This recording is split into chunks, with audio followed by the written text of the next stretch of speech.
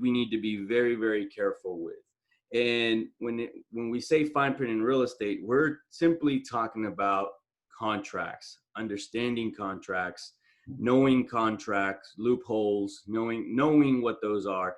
And like we spoke about yesterday, when we give the opportunity, right? We said that Murphy's Law isn't necessarily a negative way of thinking. It's understanding that when we give the opportunity for things to go wrong, they will go wrong.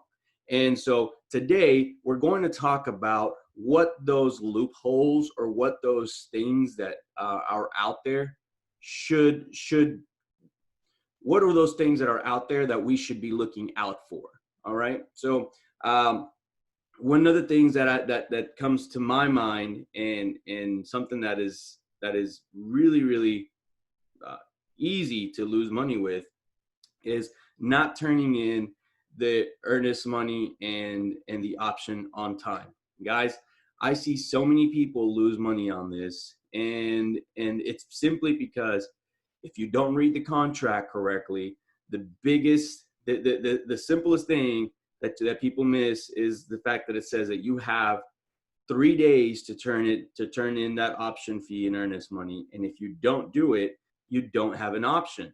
So what happens is most agents turn in their earnest money and option fee on the 4th day, 5th day, just whenever they can, whenever they get a chance, because whatever, they didn't read the small print.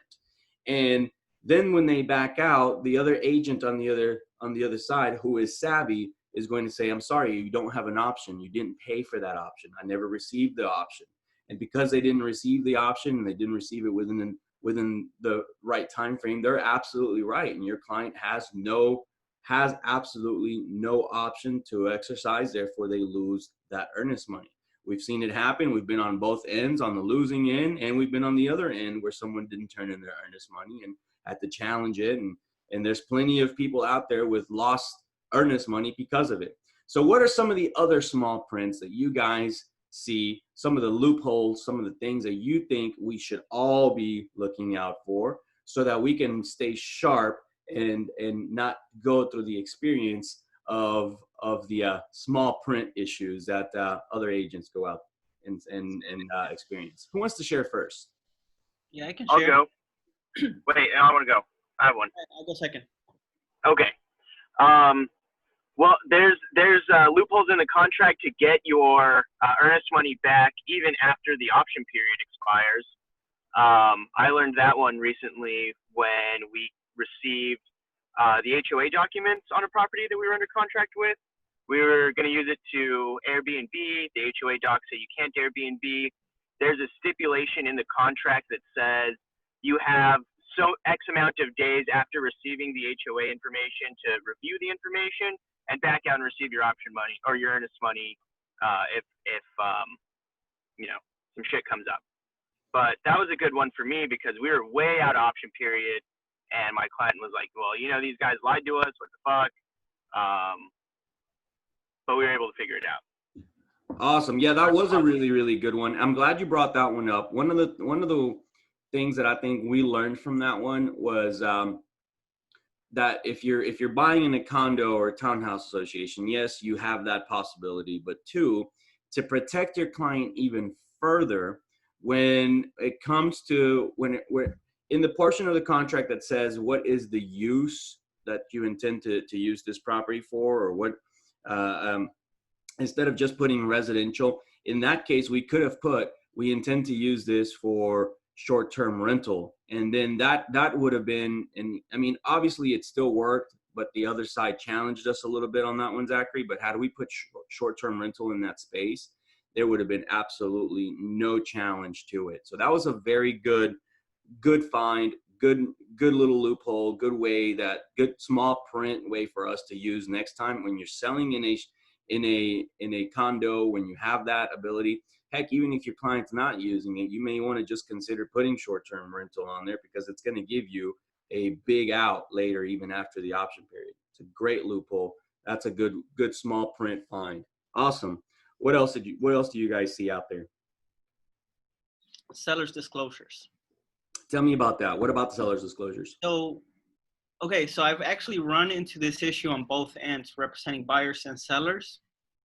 And in both situations, it's all about checking your time, meaning how many days does the seller have to give you the seller's disclosure, and how much time do you have to get it signed back?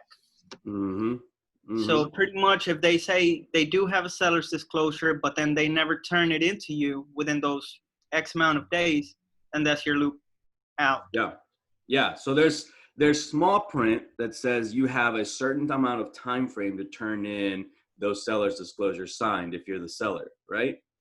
And so if you're representing the buyer and those seller's disclosures don't get turned in within that certain amount of time, the small print says, hey, you can back out because you weren't previewed of the seller's disclosure, right? Yep. Awesome. That's a really good find. You're absolutely right. And I think people don't realize that because when we've exercised that portion of the contract, people have always been like, what? You know, what do you mean we can't? What do you mean you can back out? Yeah, it says it right here. And I think we've definitely caught some people off guard for that. All right. What's some other small print you guys think we need to be looking out for?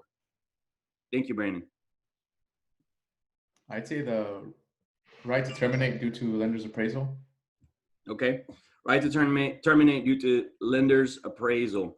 Now, in an FHA contract or in the third-party financing agreement, there's already some verbiage there that stipulates that, right?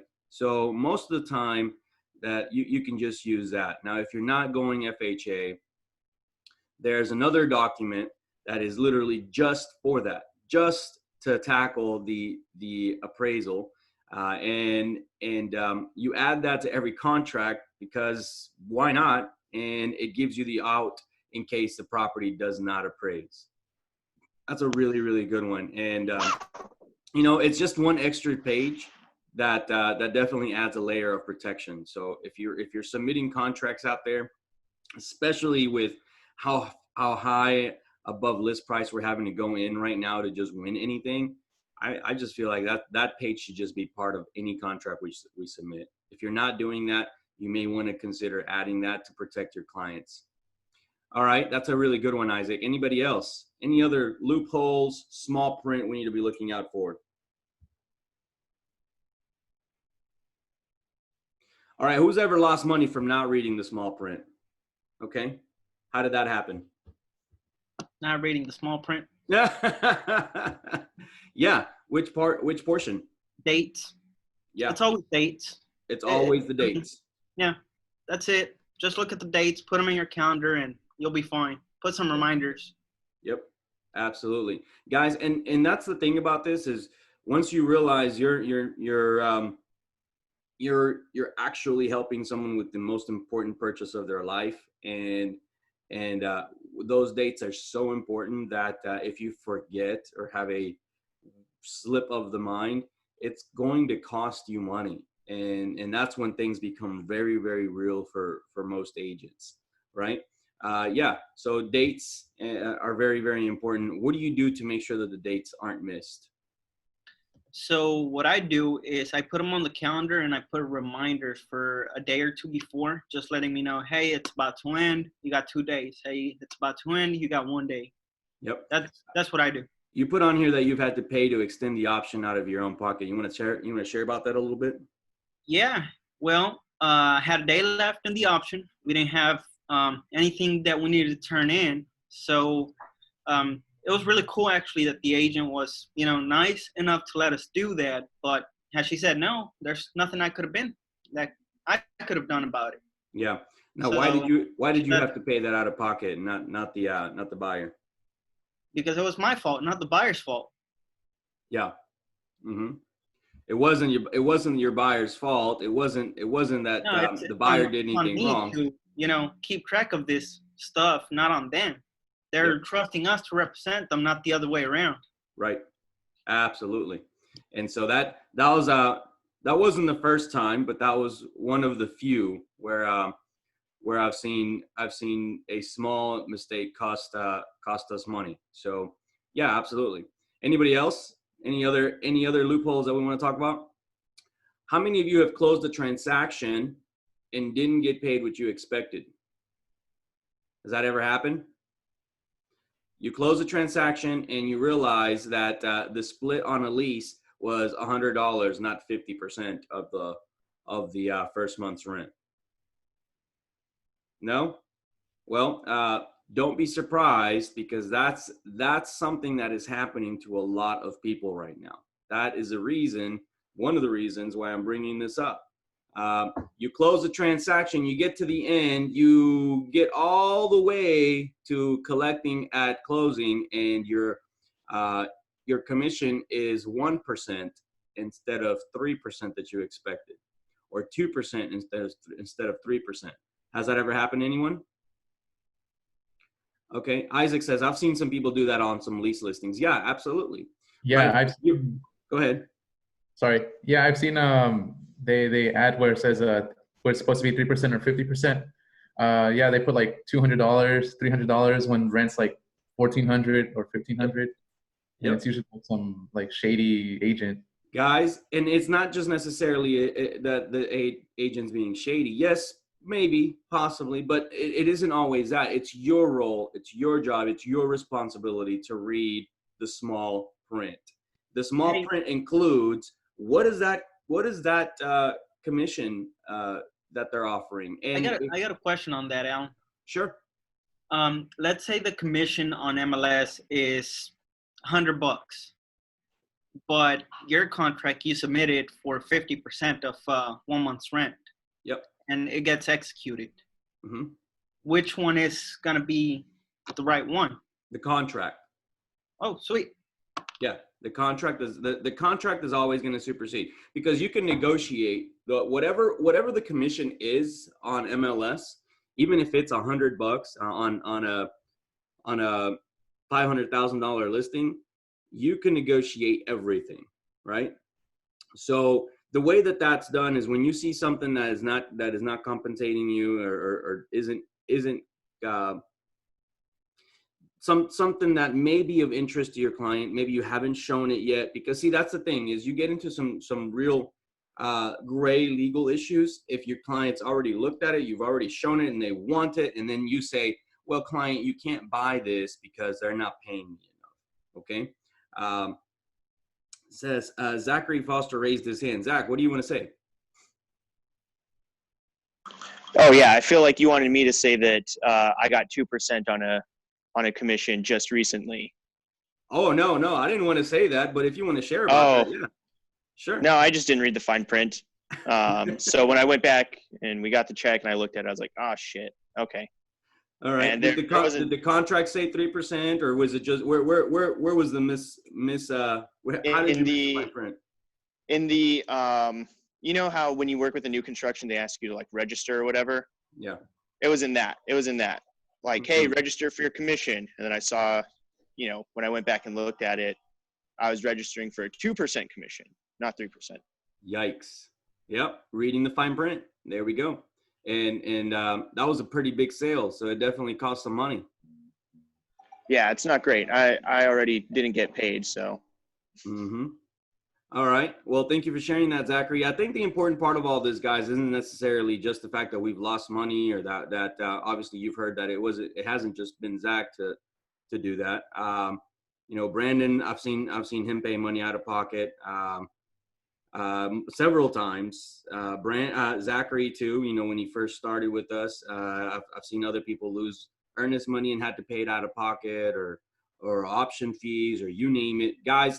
That's the point here, is if you don't read the fine print, it's either going to cost you money, or you're going to end up owing someone money. Brandon said, it costs money to make money sometimes. Better do the right thing by your client than lose the client. Absolutely right. That is the absolute best way to put it. It's 8:55. I want to go ahead and open up the mics. I think we've had enough conversation on loopholes and reading the small print. If you haven't had a chance to read the small print on all your contracts, make sure you do that, guys. And speaking of commissions, just to kind of close those things out, if you have a listing that may be of interest to your client, you call that agent first. You have a conversation with them and you tell them, hey, I may have a client that may want to look at this, but I want to make sure that the commission is going to work. And is your client open-minded to increasing that to this amount?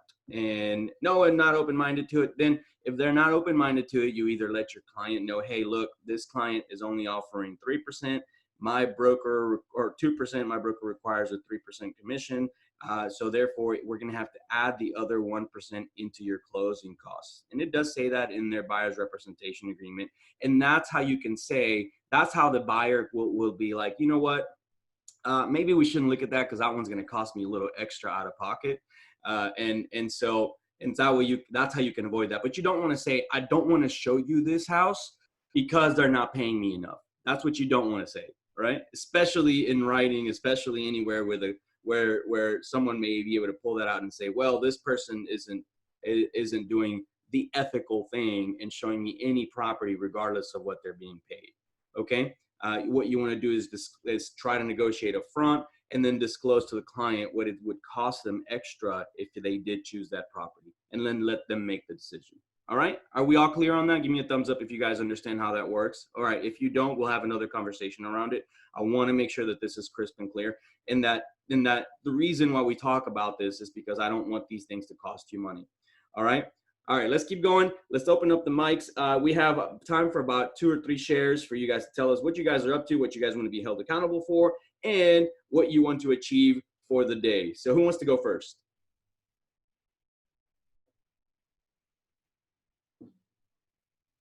You guys gonna be shy today? I'll be getting appointments today. Dropping down the list. I'm already at 43 days, and keep on drilling the phones. Love it. That's awesome, Juan. Super, super excited to see all of that happen. Very good. Thank you for sharing. Anybody else who's got something exciting, something good going on, something that they want to achieve and want accountability for? I'll go. Sure. So the next closing I have, we got a clear to close. Just waiting on the prelim CD, and then I got referrals yesterday from old coworkers. So I set him up with AMCAP. I'm gonna see when are they gonna get in touch with him. And have you added that referral to Sync? No, not yet. Okay. And then as soon as you add that referral to Sync, are you sending them a gift or something to reinforce Starbucks. Positive behavior? Yeah, Starbucks gift card. There you go. Always reinforce that positive behavior. You have someone that's out there cheering for you, you send them something. Awesome. Good to hear it. Go ahead, Isaac. Sorry to interrupt you. No, you're fine. And then bam, 11 to 12, and I have an appointment at 7. Beautiful. Sounds like a great day. All right, we got time for one more before we close out. Who wants to close out for us? Last time, last chance to share.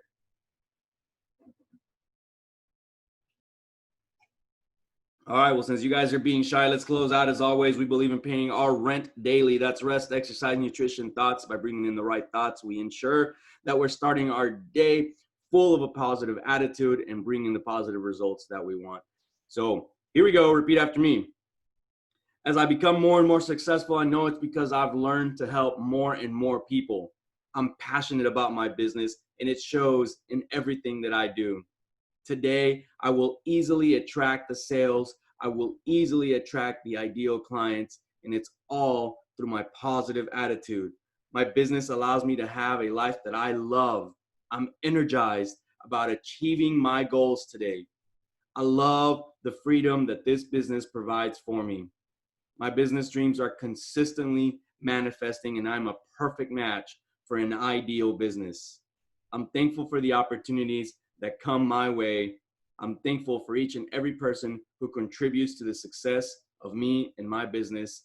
I will continue to stay focused, and I will continue to time block and achieve the things that I want on a daily basis.